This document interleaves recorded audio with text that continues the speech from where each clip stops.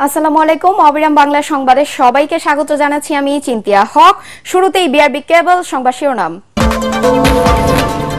5 দিনেও জ্ঞান ফেরেনি ধর্ষণের শিকার শিশুটির, সিএমএইচে পেডিয়াট্রিক আইসিইউতে চিকিৎসাধীন। রোববার মধ্যরাতে মাগুরার আদালতে 4 আসামির রিমান্ড মঞ্জুর। ধর্ষণের মতো অপরাধ রোধে ইসলামী আইন মেনে প্রকাশ্যে শাস্তির বিধান চালুর পক্ষে মত ইসলামী চিন্তাবিদদের। মব জাস্টিস রুখতে সরকারকে কঠোর আইন প্রয়োগের তাগিদ। হবিগঞ্জে কৃষকের জমির মূল্য পরিশোধ না করে জোর করে কাজ শুরুর অভিযোগ ঠিকাদারি প্রতিষ্ঠান ও প্রশাসনের বিরুদ্ধে। ক্ষোভে ফুঁসছে এলাকাবাসী। শুনছিলেন বিআরবি কেবল সংবাদ শিরোনাম, এবার বিস্তারিত সংবাদ। 5 দিনেও জ্ঞান ফেরেনি মাগুরায় ধর্ষণের শিকার 8 বছরের শিশুটির। অবস্থা সংকটাপন্ন হওয়ায় 8 সদস্যের মেডিকেল বোর্ড গঠন করেছে ঢাকার সম্মিলিত সামরিক হাসপাতাল সিএমএইচ কর্তৃপক্ষ। চিকিৎসকরা জানিয়েছেন, বুকে প্রচণ্ড চাপ দেয়ায় শিশুটির ফুসফুসের বিভিন্ন জায়গায় বাতাস জমে গেছে। রোববার দুপুরে অস্ত্রোপচারের মাধ্যমে অতিরিক্ত বাতাস বের করে বুকের টিউব বসানো হয়েছে। অক্সিজেন স্বল্পতার কারণে তার মস্তিষ্কেও ক্ষতি হয়েছে। আন্তঃবাহিনী জনসংযোগ পরিদপ্তর আইএসপিআর এর পরিচালক লেফটেন্যান্ট কর্নেল সামিউদ্দৌলা চৌধুরী জানিয়েছেন, শিশুটি সিএমএইচ এর শিশু নিবিড় পরিচর্যা কেন্দ্রে চিকিৎসাধীন রয়েছে। তাকে সর্বোচ্চ চিকিৎসা সেবা দেওয়া হচ্ছে। এদিকে গতকাল রাতে ধর্ষণ আইন সংস্কারের দাবিতে ঢাকা বিশ্ববিদ্যালয়ে মশাল মিছিল বের করে ছাত্ররা। মাগুরা শিশু ধর্ষণের অভিযোগে 4 আসামির রিমান্ড মঞ্জুর করেছেন আদালত। মূল অভিযুক্ত ভুক্তভোগী শিশুর বোনের শ্বশুরকে 7 দিন, স্বামী, শাশুড়ি ও ভাসুর প্রত্যেককে 5 দিনের রিমান্ড মঞ্জুর করা হয়েছে। Magura chief judicial magistrate Abdul Matin এই আদেশ দেন। গতকাল গভীর রাতে রিমান্ড আবেদনের শুনানি করা হয়। রোববার দুপুরে মাগুরা চিফ জুডিশিয়াল ম্যাজিস্ট্রেট আদালতের ফটকে বিচার দাবিতে আদালত ফটক অবরুদ্ধ করে বিক্ষোভ করে শিক্ষার্থীরা। এ সময় আসামিদের তাদের হাতে তুলে দেওয়ার দাবি জানান তারা। তাই রিমান্ডের আবেদন সহ অন্যান্য কাগজপত্র তৈরি থাকলেও নিরাপত্তার কথা ভেবে গতকাল দিনে আসামিদের আদালতে হাজির করেনি পুলিশ। পরিস্থিতি বিবেচনায় গভীর রাতে রিমান্ড আবেদনের শুনানি করেছেন আদালত।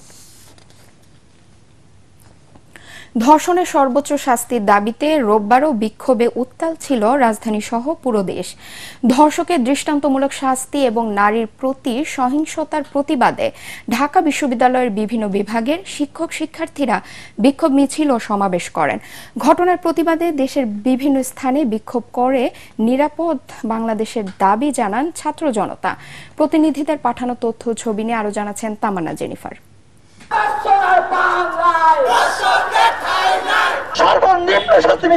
এই সমাবেশ, এই বিক্ষোভ মিছিল, এই দাবি আর প্রতিবাদের ভাষা নারীর প্রতি, একজন মানুষের প্রতি সহিংসতার প্রতিবাদে। দেশব্যাপী ধর্ষণ, সন্ত্রাস ও বিচারহীনতার সংস্কৃতি চিরতরে নির্মূল করতে এখন ছাত্র, শিক্ষক সহ আপামর জনতা। সকালে ঢাকা বিশ্ববিদ্যালয়ের শিক্ষক শিক্ষার্থীদের মানববন্ধন ও বিক্ষোভে অংশ নেন ঢাকা বিশ্ববিদ্যালয়ের বিভিন্ন বিভাগের শিক্ষক ও শিক্ষার্থীরা। যোগ দেন ঢাকা মেডিকেল কলেজের শিক্ষার্থীরাও। সমাজ ব্যবস্থা এত খারাপ হয়ে গেছে, আমাদের না নেবে কোনো উপায় নাই। ধর্ষকদের দৃষ্টান্তমূলক শাস্তি আমরা 24 ঘন্টার মধ্যে দেখতে চাই। ধর্ষণ, শিশু নির্যাতন ও নিপীড়নের বিরুদ্ধে মানববন্ধন ও প্রতিবাদ সমাবেশ করে চট্টগ্রাম প্রিমিয়ার বিশ্ববিদ্যালয়ের শিক্ষার্থীরা। তারা বলেন, দেশের বিভিন্ন স্থানে দিনের পর দিন একই ঘটনা ঘটলেও প্রশাসন নিশ্চুপ। যদি দৃষ্টান্তমূলক 2-1টা শাস্তি নিশ্চিত করা যেত, তাহলে আজকে বারবার এই ঘটনাগুলো হতো না। এদিকে দুপুরে সিলেট শাহজালাল বিজ্ঞান ও প্রযুক্তি বিশ্ববিদ্যালয়ে বিক্ষোভ করে বৈষম্য বিরোধী ছাত্র আন্দোলনের শিক্ষার্থীরা।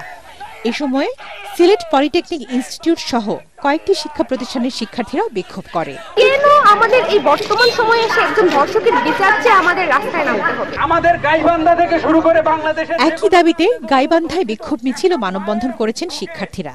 তারা বলেন, অবিলম্বে আইন শৃঙ্খলা পরিস্থিতি ও নারীর প্রতি সহিংসতা বন্ধ করতে প্রশাসন ব্যর্থ হলে ছাত্র সমাজ ঐক্যবদ্ধভাবে বৃহত্তর কর্মসূচি দিতে বাধ্য হবে। এদিকে মাগুরা সহ সকল ধর্ষণের ঘটনার শাস্তির দাবিতে রাজশাহী বিশ্ববিদ্যালয়ে বিক্ষোভ মিছিল করেছেন শিক্ষার্থীরা। সকাল 11:30টার দিকে বিশ্ববিদ্যালয়ের প্রধান ফটকের সামনে মিছিলকারীরা অবস্থান নিলে ঘণ্টাখানেকের জন্য রাজশাহী ঢাকা রুটে যান চলাচল বন্ধ হয়ে যায়। অন্তর্বর্তী সরকার ধর্ষকদের শাস্তির ব্যবস্থা করতে পারছে না এমন অভিযোগও শিক্ষার্থীদের। তামান্না জেনিফার, এটিএন বাংলা। দেশে আশঙ্কাজনকভাবে বেড়েছে ধর্ষণের মতো অপরাধ। ঘরের শিশু থেকে বাইরে খেটে খাওয়া কর্মজীবী নারী, কারোরই নিরাপত্তা নেই। সামাজিক এই ব্যাধি রোধ করতে ইসলামী আইন মেনে প্রকাশ্যে শাস্তির বিধান চালু করা এখন সময়ের দাবি বলে মনে করছেন ইসলামী চিন্তাবিদরা। পাশাপাশি মব জাস্টিস রুখতে সরকারকে কঠোর আইন প্রয়োগের দাবিও জানান তারা। বিস্তারিত মাজহারুল হক মুহাজিরের রিপোর্টে।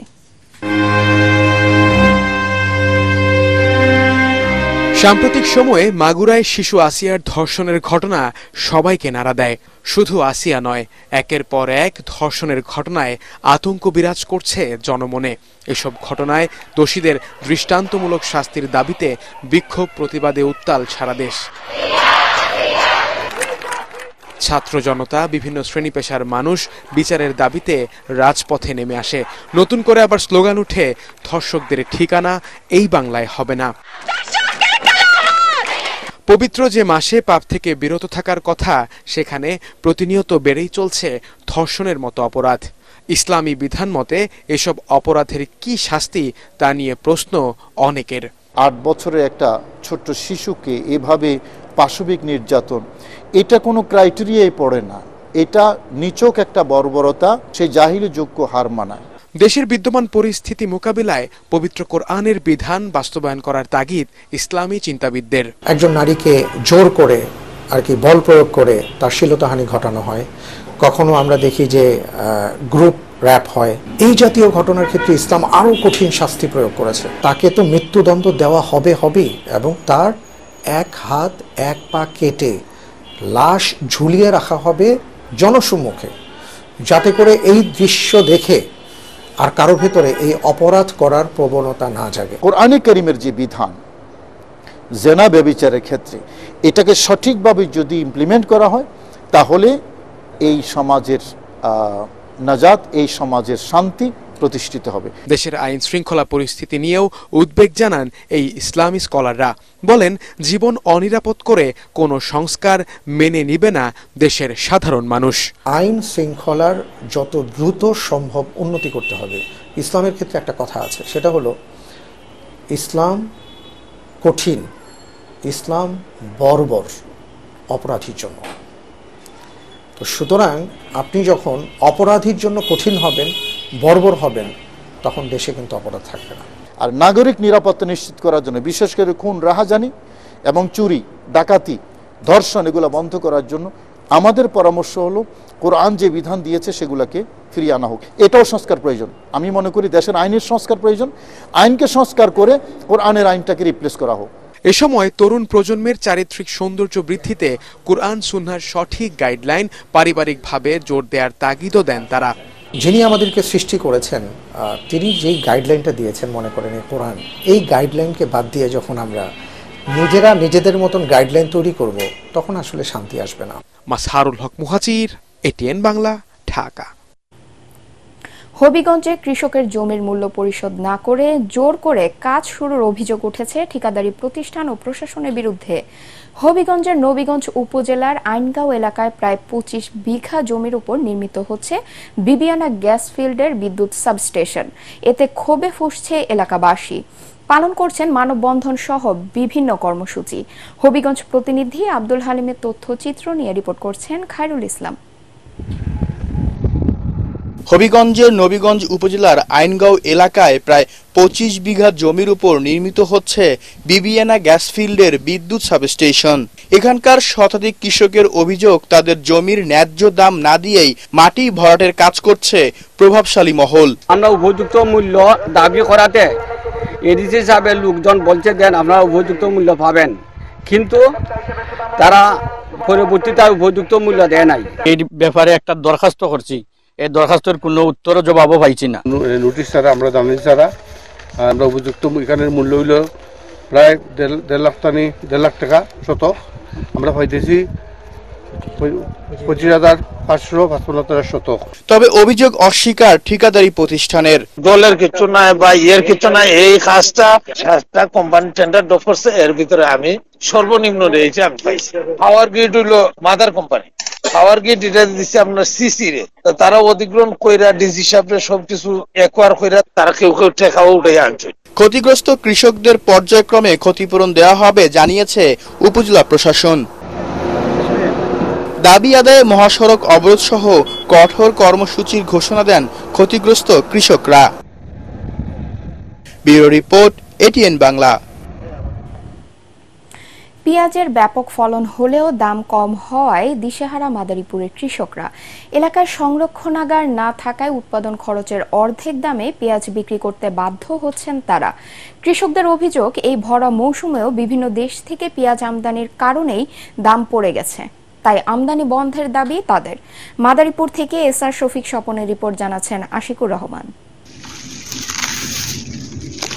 পেঁয়াজ তোলায় ব্যস্ত সময় পার করছেন মাদারীপুরের কৃষকরা। এবছর জেলায় 4065 হেক্টর জমিতে মুড়িকাটা পেঁয়াজ উৎপাদন হয়েছে। এর মধ্যে শিবচর উপজেলাতে উৎপাদন হয়েছে প্রায় 3000 হেক্টর। বাজারগুলোতেও বিক্রি হচ্ছে মুড়িকাটা পেঁয়াজ। তবে এবছর পেঁয়াজের ন্যায্য মূল্য না পেয়ে দিশেহারা কৃষকরা। উৎপাদন খরচে আমাদের প্রতি কেজি প্রায় 100 টাকা হয়ে গেছে। 32 টাকা 33 টাকা যদি দাম পাই তাহলে এইভাবে তো কৃষক বাঁচবে না। এই সময় ইন্ডিয়ান এলসি আইসা আমাদের পেঁয়াজের যে পরিস্থিতি 30-40 হাজার টাকা বিঘায় উঠবে। সরকার কাছে আমার আকুল আবেদন, যাতে অন্তপক্ষে 2 মাস বন্ধ না রাখে, তাহলে আমরা একবারে বিয়ে মাটিতে হয়ে যাবো। সার, বীজ, কীটনাশক, দিন মজুর, জমি চাষসহ বিঘা প্রতি 1 লাখ থেকে 1,20,000 টাকা খরচ হয়েছে কৃষকদের। এবছর আবহাওয়া অনুকূলে না থাকায় বিঘা প্রতি 30 থেকে 40 মন পেঁয়াজ উৎপাদন হয়েছে। সেই হিসেবে 1 মন পেঁয়াজ উৎপাদনে খরচ পড়েছে প্রায় 4000 টাকা। আর সেখানে 1 মন পেঁয়াজ কৃষক 1400 থেকে 1600 টাকায় বিক্রি করছেন। কৃষক ন্যায্য দাম পায়, কৃষক আমাদের বাঁচিয়ে রাখতে হবে, প্লাস জনগণকে আমাদের কম দামে খেতে খাওয়াতে হবে, দুটাই বিবেচনা করতে হবে। মুড়িকাটা পেঁয়াজ সংরক্ষণের জন্য এ অঞ্চলে নেই কোনো সংরক্ষণাগার। আর কৃষকের আগাম পেঁয়াজ ওঠার মৌসুমেই ভারত সহ বিভিন্ন দেশ থেকে পেঁয়াজ আমদানি করছে সরকার। এতে ধস নেমেছে দেশীয় পেঁয়াজের বাজার মূল্যে, এমনটি বলছেন সংশ্লিষ্টরা। উৎপাদন যথেষ্ট ভালো, কৃষকেরা আশানুরূপ ফলাফল পেয়েছে এবং আমরা মনে করি সারা দেশে পেঁয়াজের যে চাহিদা, সেই চাহিদা পূরণে মাদারীপুরের কৃষি একটি গুরুত্বপূর্ণ ভূমিকা পালন করবে। চরম লোকসানের আশঙ্কায় দিশেহারা হয়ে পড়েছে কৃষকরা। দ্রুত পেঁয়াজ আমদানি বন্ধের দাবি তাদের। একই সাথে দক্ষিণাঞ্চলে পেঁয়াজ সংরক্ষণাগার নির্মাণের দাবি তাদের। উৎপাদন এলাকা চিহ্নিত করে সংরক্ষণাগার নির্মাণের দাবি সচেতন মহলের। Bureau report, ATN Bangla. 5 বছরেও শেষ হয়নি আশুলিয়ার নলাম গ্রামের বংশী নদীর উপরে সেতু নির্মাণ। এলাকার 10 গ্রামের মানুষের দীর্ঘ প্রতীক্ষার অবসান ঘটিয়ে 2019 সালে শুরু হয়েছিল নির্মাণ কাজ। তবে কাজ শুরু হলেও শেষ হওয়ার আর খবর নেই। কর্তৃপক্ষ বলছে জটিলতা কাটিয়ে সেতুর কাজ আবার শুরু হয়েছে। আগামী জুনেই চলাচলের জন্য উন্মুক্ত করে দেওয়া হবে সেতুটি। সাভার প্রতিনিধি শেখ বাশারের রিপোর্ট জানাচ্ছেন তামান্না জেনিফার। সাভার উপজেলার আশুলিয়ার ধামসোনা ইউনিয়নের নলাম গ্রাম।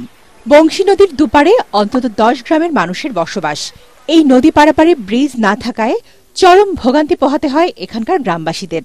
নদী পেরোনের মাত্র একটাই খেয়া নৌকা। কেউ বিপদে পড়লে বা অসুস্থ হলে দুর্ভোগের অন্ত নেই এই জনপদের মানুষের। একটা মানুষের যদি অসুখ বিসুখ হয়, পারাপার হওয়া খুব কষ্ট। অনেক প্রেগনেন্ট মানুষ আছে, ওনাদের অসুবিধা, অনেক অসুবিধা। নৌকা পারাপার, নৌকা থাকে না রাত্রির বেলা। আমার নৌকার জন্য 20 মিনিটের মতো দাঁড়ায় থাকা লাগে, আবার ওই পাশে যে আমি রিক্সাও পাই না। স্থানীয়দের দীর্ঘদিনের দাবির পরিপ্রেক্ষিতে 2019 সালের 21 জুলাই উদ্বোধন করা হয় 220 ফুট দীর্ঘ নলাম সেতুর নির্মাণ কাজ। নির্মাণ ব্যয় ধরা হয় 21,53,00,000 টাকা। 2022 সালের মধ্যে ঠিকাদারি প্রতিষ্ঠানের কাজ শেষ করার কথা থাকলেও 3 দফা সময় বাড়িয়ে তা গড়ায় 2025 সাল পর্যন্ত। অথচ এখনো শেষ হয়নি সেতুটির নির্মাণ কাজ। এতে ক্ষুব্ধ গ্রামবাসী। 6-7 বছর চলে গেল, কোনো কাজ কামের কোনো অগ্রগতি নেই। বৃষ্টির জন্য সবাই অপেক্ষায় আছে, মানে যাতে তাড়াতাড়ি হয় সবার জন্য ভালো হয়। ঠিকাদার প্রতিষ্ঠানটা যদি গুরুত্ব সহকারে এটা দেখে, আমাদের জনগণের দুর্ভোগগুলো দেখে, তাহলে আমাদের খুব উপকার আসবে। উপজেলা এলজিইডি কর্মকর্তা বলছেন, নানা সমস্যার কারণে পিছিয়ে যায় সেতু নির্মাণ। এখন দ্রুত গতিতে কাজ চলছে। আগামী জুনে চলাচলের জন্য উন্মুক্ত করার আশ্বাস দিলেন এই কর্মকর্তা। বর্তমানে কাজটি খুব জোর গতিতে চলছে। আমরা আশা করছি সামনে জুনের মধ্যে আমরা জনগণের চলাচলের জন্য উন্মুক্ত করতে পারব। দ্রুত সেতু চালু করে মানুষের দুর্ভোগ কমানোর উদ্যোগ নেবে কর্তৃপক্ষ, এমনটাই প্রত্যাশা এলাকাবাসীর। Bureau report, ATN Bangla. বাংলাদেশে কর্মজীবী নারীর সংখ্যা ক্রমেই বৃদ্ধি পাচ্ছে। বাংলাদেশ পরিসংখ্যান ব্যুরোর শ্রমশক্তি জরিপ অনুযায়ী শ্রমবাজারে উল্লেখযোগ্য পরিবর্তনগুলোর একটি হচ্ছে দেশের অর্থনীতিতে বিপুল সংখ্যক নারীর অংশগ্রহণ। ইতিবাচক বিষয় হচ্ছে গ্রামীণ নারীদের শ্রমবাজারে অংশগ্রহণের হার শহরের নারীর তুলনায় বেশি। সকালে উন্নয়ন সমন্বয়কের আয়োজনে বাংলাদেশের অর্থনীতিতে নারীর অংশগ্রহণ শীর্ষক এক অনলাইন সেমিনারে এসব তথ্য তুলে ধরেন বক্তারা। বাংলাদেশ পরিসংখ্যান ব্যুরোর তথ্য মতে শ্রমশক্তি জরিপ 22 বলছে 2016 থেকে 2022 সাল পর্যন্ত 6 বছরে দেশের 57 লাখ দেশের নারী কর্মে যুক্ত হয়েছেন। বর্তমানে 2,57,70,000 নারী কর্মজীবী হিসেবে অর্থনীতির চাকা সচল রেখেছেন। শ্রমশক্তিতে নারীর অংশগ্রহণের হার 42.77%। যশোরে বেনাপোল বিওপি আমরাখালী চেকপোস্টে এবং বেনাপোল আইসিপি সীমান্ত এলাকায় অবৈধ ভারতীয় মাদক, শাড়ি, 3 পিস, ঔষধ, বিভিন্ন প্রকার খাদ্য সামগ্রী এবং কসমেটিক সামগ্রী জব্দ করেছে বিজিবি, যার বাজার মূল্য 5,87,360 টাকা। রোববার সন্ধ্যায় 49 বিজিবির আওতাধীন একাধিক সীমান্তে অভিযান চালানো হয়। গোয়েন্দা তথ্যের ভিত্তিতে রোববার সন্ধ্যায় বিজিবির বিশেষ টহল দল যশোরের বেনাপোল সহ 49 বিজিবির আওতাধীন বিভিন্ন সীমান্ত এলাকায় বিশেষ চোরাচালান বিরোধী অভিযান পরিচালনা করে ভারতীয় ফেন্সিডিল, মদ, শাড়ি, 3 পিস, ঔষধ, বিভিন্ন প্রকার খাদ্য সামগ্রী এবং কসমেটিক সামগ্রী জব্দ করে। জব্দকৃত মাদক ব্যাটালিয়নে এবং মালামাল বেনাপোল কাস্টমস হাউসে জমা করা হয়েছে বলেও জানান তিনি। এবার আন্তর্জাতিক সংবাদ।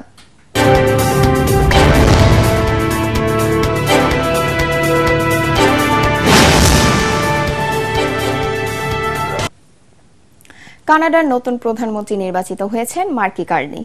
এর মাধ্যমে দেশটিতে জাস্টিন ট্রুডোর অধ্যায়ের সমাপ্তি ঘটেছে। আগামী কয়েকদিনের মধ্যে ট্রুডো তার কাছে ক্ষমতা হস্তান্তর করবেন।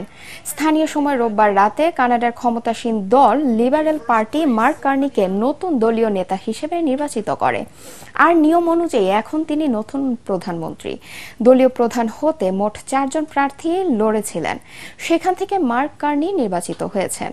প্রধানমন্ত্রী নির্বাচিত হওয়ার পরই মার্কি কার্নি মার্কিন প্রেসিডেন্ট ডোনাল্ড ট্রাম্পের আরোপিত শুল্ক নিয়ে কথা বলেন। কানাডিয়ান পণ্যের ওপর যুক্তরাষ্ট্রের 25% শুল্ক আরোপকে নিজেদের জীবনের সবচেয়ে বড় সংকট হিসেবে অভিহিত করেছেন কার্নি। এর আগে গত 6 জানুয়ারি প্রধানমন্ত্রিত্ব ও দলীয় প্রধানের পদ ছাড়ার ঘোষণা দেন জাস্টিন ট্রুডো।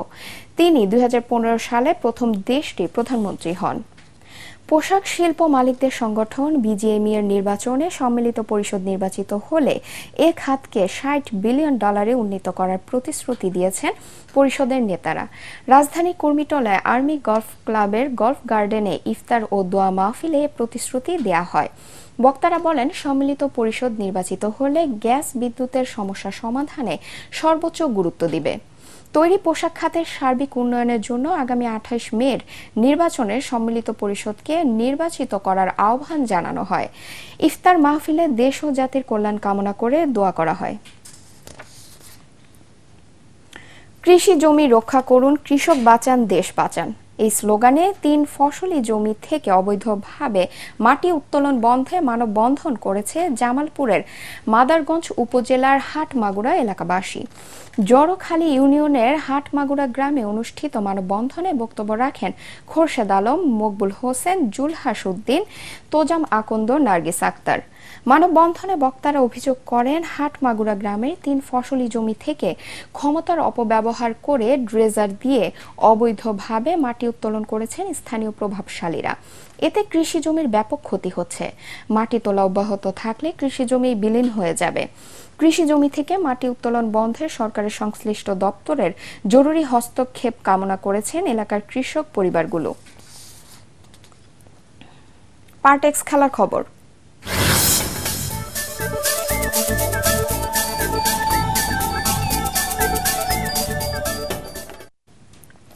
রায়ো ভায়াকানোকে 2-1 ব্যবধানে হারিয়ে স্প্যানিশ লা লিগায় শীর্ষ দল বার্সেলোনাকে ছুঁয়ে ফেলল রিয়াল মাদ্রিদ।